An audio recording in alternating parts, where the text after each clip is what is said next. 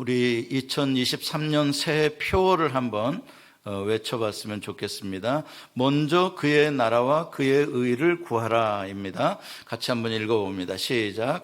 먼저 그의 나라와 그의 의를 구하라.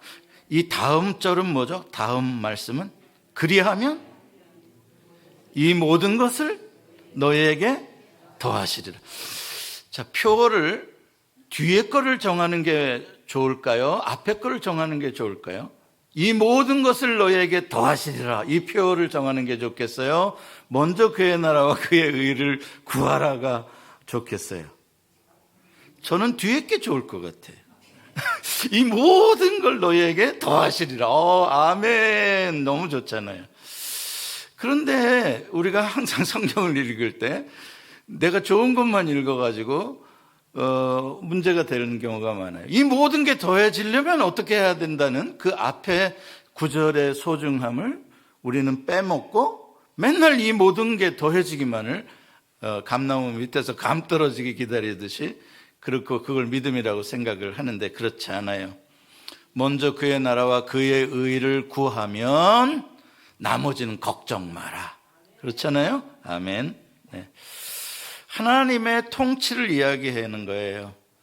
이 마태복음 5장부터 7장까지를 예수님의 산상수훈이다 이야기하시는데 하나님의 나라의 왕이신 예수님께서 이 땅에 오셔서 하나님의 나라 천국에 대한 삶을 소개하는 거예요. 천국의 법은 이런 거란다.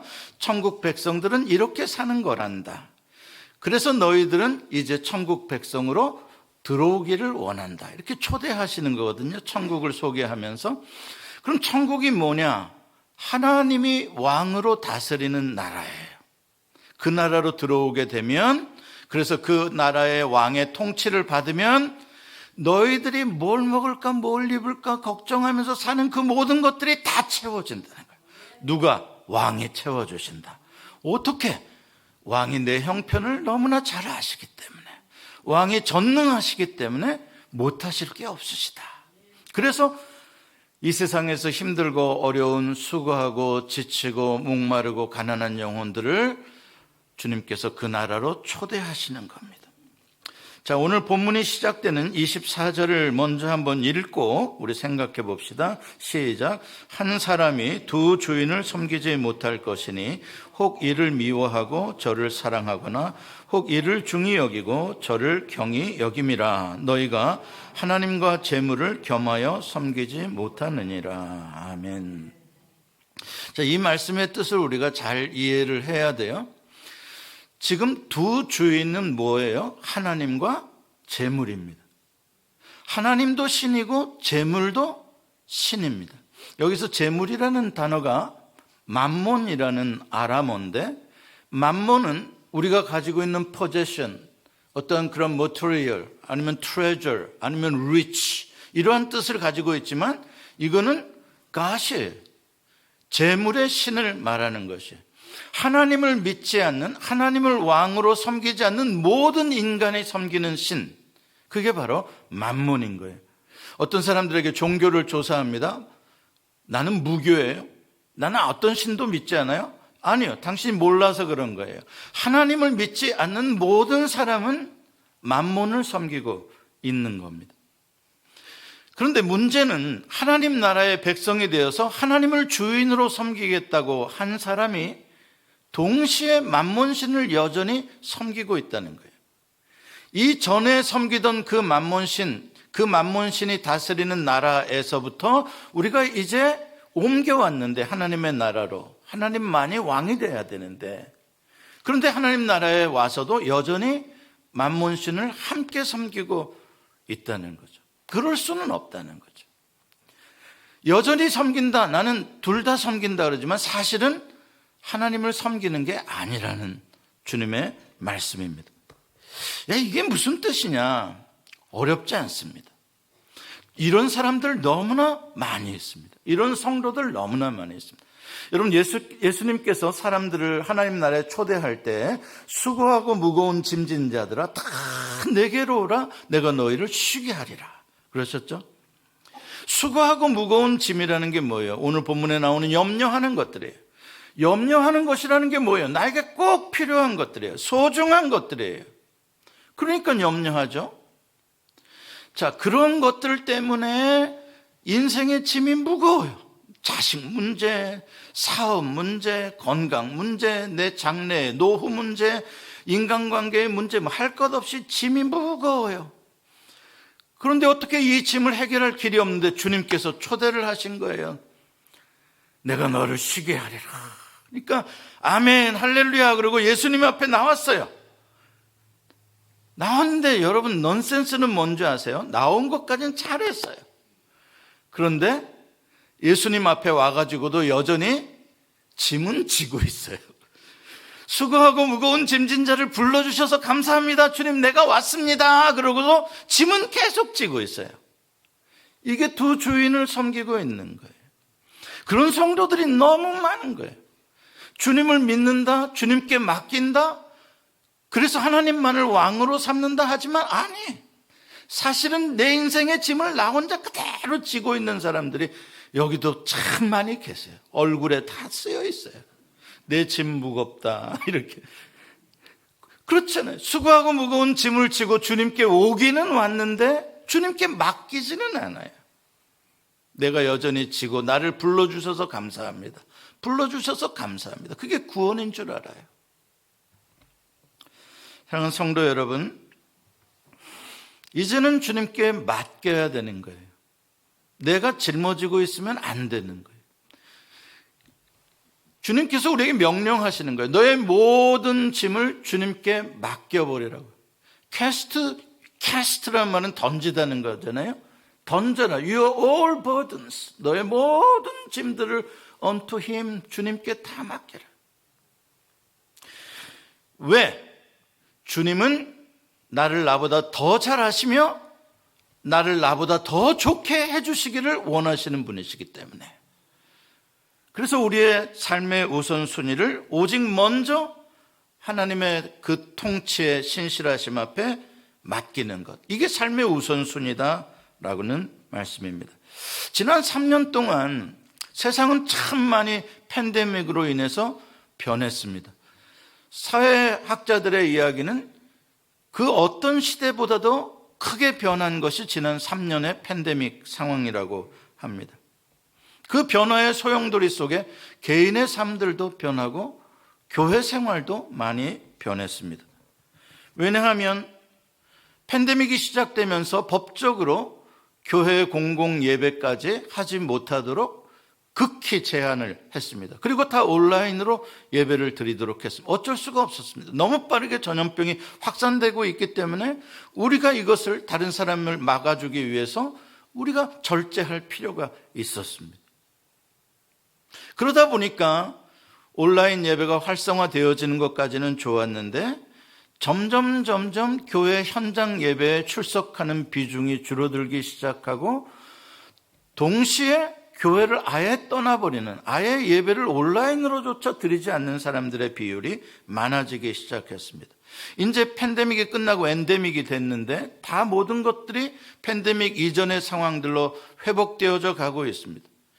요즘에 제가 식당에 한번 가봤더니요, 그런 대로 잘하는 식당들은 번호표 타서 기다려야 됩니다. 5분, 10분 기다려야 돼요.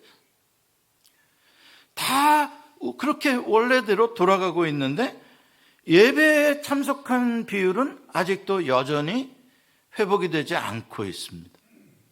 약 20%에서 30%의 성도들은 여전히 교회에 나오지 않고 있습니다. 이건 무슨 뜻입니까? 그들의 삶에 지난 2, 3년 동안 엄청난 변화가 있었다는 것입니다. 그렇다면 그들이 정상적인 예배에 참석을 하지 않고 그동안 해왔던 신앙의 그러한 삶들의 패턴을 깨뜨린 것으로 어떤 유익을 얻었나? 주일 아침에 조금 더 잠을 자니까 좀 더 피곤이 풀렸을까? 미국의 바나 리서치라고 있는데 이 바나 연구소는 교회와 크리스찬들의 관한 통계를 조사하는, 교회 성도 수가 어떻게 변하고 있는가, 성도들의 관심사가 무엇인가, 뭐 교회 사역들 이런 것들을 설문조사를 하는 그런 기관입니다. 갤럽처럼. 이제 팬데믹을 지나면서 이 바나 리서치 센터가 교회에 출석하는 사람들, 또 출석하지 않는 사람들의 비율과 또 그들의 변화에 대한 조사들도 했습니다. 참 아이러니한 건 그 조사 결과가 교회에 출석하지 않게 된 사람들, 그래서 어떻게 보면 시간이 더 많아진 사람들, 교회 봉사도 스탑했고 예배도 스탑했고 만남도 스탑했기 때문에 소그룹도, 그럼 훨씬 더 자기의 삶이 유익하고 더 여유가 있어졌느냐? 거꾸로더라 이 말이에요. 나의 신앙생활의 패턴을 그대로 유지해간, 우선순위를 유지해간 사람들은 이러한 혼란스러운 상황들 속에서도 나름대로 삶의 질서를 갖고 살아가는 데 반해서 이 삶의 신앙생활의 패턴을 바꿔버린 사람들은 오히려 더 지금 복잡해지고 마음이 어려워지고 왠지 모르게 쫓기고 있는 그러한 우울증 증세가 더 많아지고 있다는 것입니다. 왠지 모르게 삶이 더 꼬여버린 거예요. 제가 최근에 운동하면서 한 미국 교회 예배를 이렇게 들었는데, 팬데믹이 끝날 때쯤 돼서 그런지 한 흑인 엘리트 성도가 간증을 한 5분 남짓 하는 거를 들었습니다. 이 젊은 부부더라고요. 보니까 애들이 이제 한 몇 살 안 됐어요. 한 서너 살, 연년생이라 그런. 이들은 그냥 예수 믿고 정상적으로 예배 출석을 잘 하던 젊은 부부인데, 그런데 이제 팬데믹이 시작되면서 이제 교회에 나가지 않도록 이렇게 온라인으로 하게 되면서 자연스럽게 온라인 예배에 적응을 하게 됐고, 그런데 지금은, 아니 최근에는 거의 1년 가까이 그 온라인 예배도 소홀히 하게 되었다라고 이야기를 합니다. 자, 그렇다면 그 기간 동안 사람도 안 만나고 예배도 안 드리러 가고 그랬으니까 아이들은 안 아팠겠죠? 그 집 아이들은. 어땠을 것 같아요? 아니, 똑같이 아팠고요. 걔네들도 어떻게 코비드가 또 걸렸어요? 신기하죠? 걸렸어요. 똑같이 감기도 걸리고요. 아이들 똑같은 성장통을 경험해요. 이 부부도 다른 사람들과의 만남을 자제했고 오직 가족들끼리만 24시간 그 안에서 생활을 하다 보니까, 재택근무하면서 하다 보니까 너무 스트레스를 받는 거예요. 계속 아이들을 케어하는 가운데 스트레스를 받는 겁니다. 그러다 보니까 평소에 가지고 있던 여유가 없어져 버린 거예요. 여유가 바닥이 난 거예요. 그래서 조금만 하면 목소리가 커지고 짜증이 나고, 그러는 자기 모습에 자기가 놀라고, 회사 일이, 가정 일이, 육아 문제가, 팬데믹에 대한 미래의 문제가, 또 이러다가 직장에서 잘릴까 하는 문제가 다 뒤엉켜가지고 아주 만성적인 피로감에 어디서 무엇을 어떻게 시작해야 될지 모르겠다라는 이야기입니다. 아주 혼란 상태죠. 이게 정확하게 오늘 본문의 한 단어로 나오는데, 이러한 상태가 물론 우울증의 상태까지 갔습니다만 이게 염려하다예요. 염려하다. 이 염려하다라는 말의 헬라어는 메림나오라는 말인데, 메림나오의 뜻은 divided than heart라는 말이에요. 나뉘어진 마음이다. 조각조각 난 마음이다. 한 마음이 아닌 거예요. 왜 마음이 이렇게 나뉘어지나? 중요한 게 너무 많아진 거예요. 이것도 중요해서 마음 써야 되고, 저것도 중요해서 마음 써야 되고, 그럼 또 다른 게 또 중요하네? 그럼 다 마음을 다 써야 되니 마음이 다 나뉘어지게 되는 거예요. 이게 바로 예수님께서 오늘 말씀하시는 재물도 섬기고 하나님도 섬기려고 하는 나뉘어진 두 주인을 섬기는 상태입니다. 왜 이렇게 됐을까? 결국 누가 진짜 주인인지를 지금 모르고 있는 거예요. 무엇이 진짜 중요한지를 지금 분간을 못하고 있는 거예요. 혼동하게 된 거예요. 어떤 외부적인 강한 스트레스와 위기들, 위험한 상황들 속에서 마귀가 이걸 역사해요. 마귀는 우리가 위험하다라고 인지하는 순간에 마귀가 바로 역사하기 시작하는데, 중요한 것들의 우선순위를 확 뒤집어 놔요. 마귀는 두 번째로 중요할, 다음에 해야 할 일을 더 빨리 먼저 해야 할 일처럼 보이게 만들어 버리는 거예요. 그게 마귀가 하는 짓이에요. 그러니까 우리가 이렇게 위험하고 힘들고 어려운 상황들이 되면 이 우선순위가 바뀌는 혼란 때문에 우리의 모든 삶의 질서가 무너지기 시작하는 것이죠. 그러니까 팬데믹이라는 기간을 통해서 다 중요하게 보였던 거예요. 다 처음에는 하나님을 예배하는 일이 가장 중요하다고 생각했는데 아니야. 나머지 것들도 다 그 이상 중요하게 되어져 버린 거죠. 그러니까 혼란한 것입니다. 일반적으로 사람들에게 새해에 대한 소원이 무엇이냐라고 물어보면 가장 많이 나오는 것들이 뭘 것 같아요? 소원을 빌었습니까? 뜨는 태양이 뜰 때 왜 일출 보러 가잖아요, 정동진은. 해가 뜰 때 무슨 소원을 비셨습니까? 마이크를 갖다 대면 뭐가 나올까요? 세 가지. 네, 건강 또 하나, 우리 가족, 우리 가정 또 하나, 돈 많이 벌게 해주세요. 네, 거의 다 80%, 90%는 이 세 가지 이상을 벗어나질 않습니다. 모든 사람들이 인생에서 가장 중요하다라고 생각하는 세 가지의 요소예요. 당연히 중요하죠, 우리의 일상에. 그게 얼마나 중요합니까?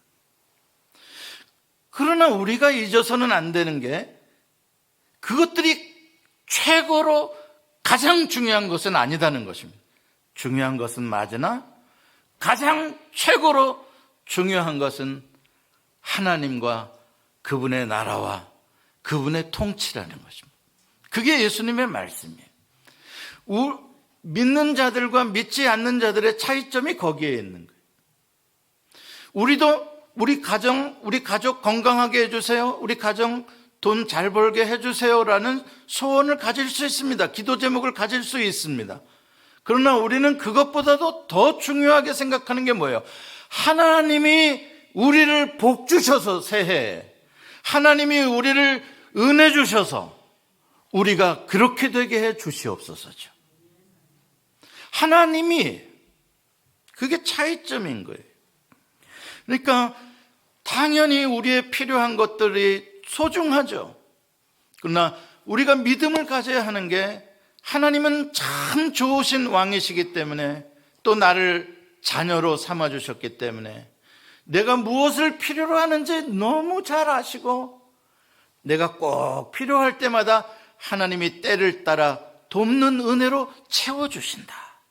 이게 바로 그의 나라와 그의 의를 먼저 구하면 이 모든 것을 너희에게 더해 주신다는 하나님의 약속인 거예요. 그러니까 우리는, 의인은 믿음으로 산다는 게 뭐냐? 이 약속을 믿고 살아가는 거예요. 그럼 뭘 먹을까 걱정할 때 뭐가 되는 거예요? 다른 사람들은 걱정하고 있어요. 염려하고 있어요. 우리는 뭐예요? 하나님이 채우시죠. 하나님이 주실 것이죠. 우리는 그것을 고백하는 거죠. 그렇습니다. 모든 이 세상에 좋고 아름답고 선한 것들은 다 하늘의 빛들의 아버지께로부터 내려오는 것들입니다. 그러므로 우리는 하나님의 통치 아래 무릎을 꿇어야 합니다. 그리스도인들이 생각하는 것은 언제나 가족과 건강과 돈 그 이상이어야 합니다. 그렇다고 해서 그리스도인들이 착각에 빠지는 것이 또 하나가 있는데, 그러면은 교회 예배 드리는 것, 봉사하는 것, 선교하는 것, 기도하는 것, 성경 읽기, 이런 것들을 열심히 하는 게 곧 하나님의 나라와 하나님의 의를 구하는 생활이다라고 너무나 직접적인 해석을 하는 것입니다. 물론 그럴 수 있습니다. 그러나 우리가 여기서 아주 미묘한 차이인데 이걸 놓치면 안 됩니다. 겉으로 그런 생활을, 성경도 달 읽고 기도도 하고 봉사도 하고 그런다고 해서 하나님의 나라와 그의 의를 먼저 구하는 것만은 아닐 수 있습니다. 예수님께서 말씀하시는 그의 나라와 그의 의를 먼저 구하라는 뜻을 우리가 바르게 알아야 합니다. 이것은 종교 생활을 가장 우선적으로 하라는 뜻은 결코 아닙니다. 이 말씀의 뜻은 왕이신 하나님의 통치에 온전히 그 말씀에 순종하는 삶을 살라는 뜻입니다. 모든 생활의 영역을 다 말하는 것입니다.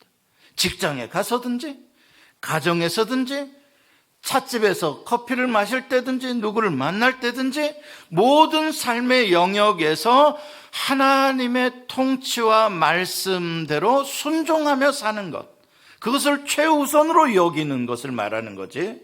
그러한 삶들은 내가 알아서 살아가고 오직 교회 봉사와 교회 출석하는 것은 열심으로 하는 것이 먼저 그의 나라를 구한다는 뜻은 아니라는 말입니다. 그의 나라와 그의 의를 구하라는 뜻은 그러므로 doing에 있는 것이 아니라 being에 방점이 있는 겁니다. 하나님과의 관계성입니다. 그런데 우리는 종종 관계성의 소중함보다도 종교적인 행동으로 관계의 소중함을 대치시키려고 하는 함정에 빠집니다. 예를 들어보죠. 요한계시록 2장에 보면은 소아시아 7교회 중에 가장 크고 대표적인 에베소 교회가 맨 처음 나옵니다. 에베소 교회를 향한, 주의 사자를 향한 주님의 말씀은 칭찬입니다. 많은 칭찬을 해주십니다. 어찌 보면 다른 교회보다 더 칭찬을 많이 받은 것 같아요. 그들의 수고 주님이 알고 있다. 너희들이 얼마나 선한 일들을 하고 있는지 주님이 다 아신다. 너희들이 얼마나 정통적인 신학을 가지고 이단들을 물리치고 있는지도 주님이 다 아신다. 너희들이 교회를 위하여 얼마나 봉사하고 있는지 주님이 아신다. 그래 놓고 주님이 무서운 경고를 하십니다. 아무리 그래도 네 교회에서 촛대를 내가 옮길 수 있다. 무슨 말입니까? 왜 그럽니까? 뭐가 그렇게 결정적인 문제가 있는 겁니까? 있다. 너는 처음 사랑을 버렸느니라. 자, 보십시오. 에베소 교회는 풍성한 종교적인 활동들로 말미암아 처음 사랑을 대체하고 있습니다. 엄청난 주를 위한 doing들입니다. working입니다. 그러나 하나님과 함께 사귀는 깊은 관계성은 오히려 약해졌고 점점 멀어졌다는 뜻입니다. 이게 참 넌센스라는 거예요. 오늘날 많은 그리스도인들이 종교적인 활동에 열심을 내고 제자도에 열심을 내고 선교하러 열심들을 내면서 정작 하나님과의 깊은 사랑의 관계성은 소홀하게 되어지는 거예요. 하나님이 나를 진짜 다스리시고 나의 모든 삶의 영역에서 하나님이 말씀하시는 게 가장 최우선이 되어지는 것들, 그것들은 잘 이루어지질 않습니다. 나머지의 삶에서는 내가 원하는 대로 살고 교회와 신앙에 관계된 일들만 하나님의 뜻에 맞춰주면 된다라고 착각을 하기 때문에 그렇습니다. 하나님을 사랑하고 내 이웃을 사랑하라. 이게 모든 율법이요 선지자들의 강령이라고 주님이 해석을 해주셨습니다. 사랑하라라는 게 무슨 뜻입니까? 관계성입니다. 인간은 소유를 좇아서 사는 존재가 아니다. 만몬이 다스리는 나라는 소유 때문에 존재하고 소유 때문에 살아간다. 그러나 하나님의 나라는 관계 때문에 살아간다. 그게 사랑이다. 사랑이라는 단어는 관계를 말하는, 관계를 소중히 여기는 것입니다. 다시 말해서 인생을 살아갈 때에 우리가 무엇을 우선순위로 삼고 살아갈까라고 할 때 하나님이 우리에게 원하시는 건 관계를 먼저 우선순위에 두고 살아가라. 그 이야기입니다. 나는 돈벌이가 먼저 급한데요, 소유를 쫓아가는 것. 아니, 만약에 어려운 형제가 옆에 있으면 그를 먼저 돌보는 일이 하나님은 더 급한 일이시고 하나님이 더 중요하게 보시는 일이십니다. 이렇게 우리의 삶의 우선순위를 나열할 때 언제나 관계성을 더 소중하게 여기는 삶을 살아라. 그럼 내가 더 손해보는데요. 그래도 관계를 더 우선으로 해라. 그러면 하나님이 어떻게 한다? 손해를 2배로 더 주신다. 이런 소리 하면 또 너무 계산적인데. 그 하나님의 나라에 들어와서 살아가는 사람들의 방식입니다. 나머지 모든 부분은 하나님이 다 책임져 주시고 움켜쥔다고 부자가 되는 게 아니잖아요. 흩어져 베풀어도 부자가 되게 하나님이 하시잖아요. 그걸 믿고 살아라는 거예요. 관계를 제일 먼저 확정하는 것이 다윗이 고백한 내 마음이 확정되고 확정되었사오니 이제 내가 믿음의 눈을 들어 주를 바라보나이다. 이건 무슨 확정이에요? 주님과 나와의 관계성이 확정됐다는 거예요. 이 세상에 그 무엇도 주님과 나와의 관계성의 우선순위를 끊을 수가 없는 거예요. 이걸 뒤바꿔 놓을 수가 없는 거예요. 난 정했어. 나 건드리지 마. 마귀야. 나 유혹하지 마. 나 안 넘어가. 내 마음이 확정돼. 관계성.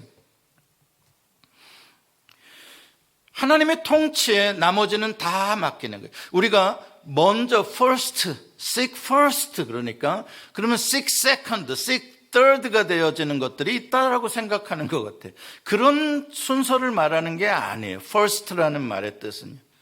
교회가 처음이고 가정이 둘째고 회사가 셋째를 말하는 거다. 그게 아니에요. 주님이 말씀하시는 먼저 그의 나라와 그의 의라는 것은 모든 삶의 영역에 다 해당하는 말이에요. 교회에서는 당연히 주님이 먼저야 되겠죠. 가정에 가서도 언제나 주님의 뜻이, 주님의 통치가 가정에서도 먼저인 거예요. 우리가 가정 예배를 드리며 또 액자를 붙여서 주님은 보이지 않는 이 집의 주인이시고 이렇게 붙여놓은, 다 가정 문제는 따로 떼어놓는 두 번째 문제가 아니에요. 모든 가정의 중요한 문제도 하나님의 뜻 아래에 있어야 되는, 직장의 문제도 사업의 문제도 하나님이 먼저야 된다는 거예요. 성경의 첫 구절은 태초에 하나님이로 시작이 됩니다. 위대한 말씀입니다. 태초에 하나님이, 창세기 1장을 여러분 한번 나중에 가서 보십시오. 모든 주어는 다 하나님이 매 절마다 하나님이 하나님이 첫 번째가 될 때마다 무슨 일이 일어납니까?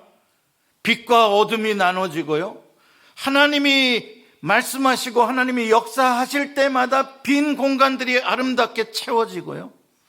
질서와 조화가 만들어집니다. 하나님이 first입니다. 성경은 하나님이 first라는 것을 언제나 강조합니다. 하나님이 first 되지 않는 나머지 모든 것은 우상숭배요 죄입니다. 우리는 너무나 소중한 것들이 이 세상에 많다 보니까 그것들이 자연스럽게 하나님의 위치까지 올라가서 소중해져 버리는 일들을 합니다. 두 주인을 섬기는 것이죠. 그래도 나는 여전히 하나님을 섬기고 있다라고 착각합니다. 아닙니다. 하나님은, 성경은 그것을 죄라고 말씀합니다. 그의 나라와 그의 의를 먼저 구하라라는 말의 뜻은 여러분들의 모든 삶의 영역에서 하나님의 통치, 하나님의 다스리심에 모든 걸 맡겨라는 것입니다. 모든 걸. 자녀의 문제, 가족의 문제, 건강의 문제 다 하나님의 신실하신 통치에 맡겨드리는 거예요. 여러분들이 짐을 혼자 지고 있는 게 아닙니다. 그분을 인정해 드리는 것입니다. 그러면 하나님께서 내 인생에 이렇게 복잡하게 꼬여있고 무겁고 혼란스럽고 공허하고 어디서부터 어떻게 풀어야 될지 모르는 이 문제들이 서서히 빛과 어둠이 나눠지고 물과 땅이 나누어지듯이 하나님께 서서히 질서로 잡아가시기 시작하십니다. 하나님의 창조의 역사예요. 십계명에서 첫 번째 계명이 뭡니까? 내 앞에 하나님 외에 다른 신을 두지 말라는 거예요. 하나님이 첫 번째는. 그래서 영어로 크리스찬들이, 영어 회중들이 언제나 하는 말이 Put God first입니다. 세 글자. Put God first. 하나님을 첫째로 하라. 이게 모든 삶의 우선순위의 질서를 정하는 주춧돌입니다. 이게. 거기서부터 하나님의 창조의 질서의 역사가 시작이 되는 거예요. 하나님의 나라를 구하는 건 하나님의 뜻이 나의 삶에서 이루어지기를 원하는 거죠. 나의 뜻을 이루고자 하나님의 도움을 요구하는 게 믿음이 아닙니다. 나의 뜻을 죽이고 하나님의 뜻이 이루어지는 거죠. 마리아가 나는 계집종이오니 주의 뜻대로 이루어지이다. 예수님께서 베다니 나사로의 집에 방문하셨을 때 나사로의 누이 마르다는 예수님을 잘 대접하기 위해서 부엌에서 분주하게 움직였습니다. 그러나 그의 여동생 마리아는 부엌 일을 하지 않고 예수님 옆에 앉아가지고 예수님하고 노작거리고 있습니다. 마르다의 눈에 그렇게 보인 거예요. 제가 곧 부엌에 와서 나를 도와주려니 했는데 안 들어옵니다. 이것이 화가 났습니다. 이것은 어리다 치고 선생된 예수는 어린 것이 저러고 있으면 가서 네 언니 도와줘라 이랬어야 되는데 아이 저 어린 것하고 계속 저 양반은 노닥거리고 있네. 그렇다고 예수님한테 뭐라고는 못하겠고 나와서 지 동생한테 신경질을 부립니다. 야 너는 나를 안 도와주냐. 예수님은 마리아를 오히려 칭찬합니다. 더 좋은 거를 택했던. 마르다와 지금 마리아의 차이는 뭡니까? 누가 더 일을 부지런히 하느냐? 대접을 잘하냐의 문제가 아닙니다.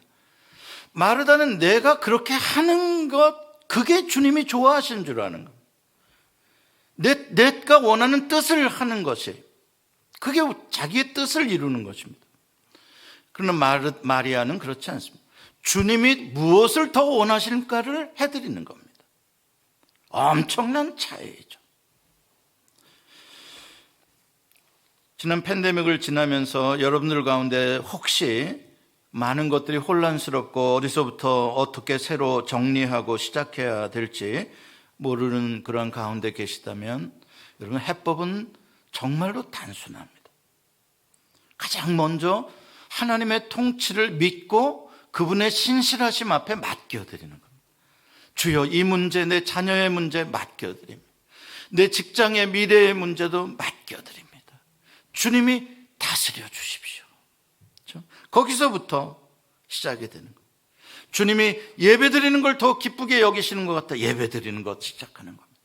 주님이 내가 기도하기를 원하시는 것 같다. 내가 기도하기를 시작하는 겁니다. 다 주님이 원하시는 뜻대로 먼저 하기 시작하면 그 다음은 두 번째는 뭐하고 세 번째는 뭐할까 걱정하지 마세요. 먼저 그것을 해놓고 나면 두 번째, 세 번째, 네 번째는 주님이 풀어가 주십니다. 놀랍죠? 우리는 그 믿음으로 살아야 하는 것이죠. 이제 2023년도를 시작하시면서 한 해 동안 여러분들의 삶이 이 질서가 뒤죽박죽 되지 않기를 바랍니다. 먼저 나는 어떠한 상황 속에서도 하나님의 신실하신 통치를 따르겠다. 내가 그 나라의 백성이기 때문에 나는 신실하신 하늘 아버지를 믿기 때문에 이로써 여러분들 2023년도에 염려하는 짐을 가득 진 삶이 아니라 모든 짐을 주님께 맡기는 행복하고 편안한 한 해가 되시기를 축복합니다. 기도하시겠습니다.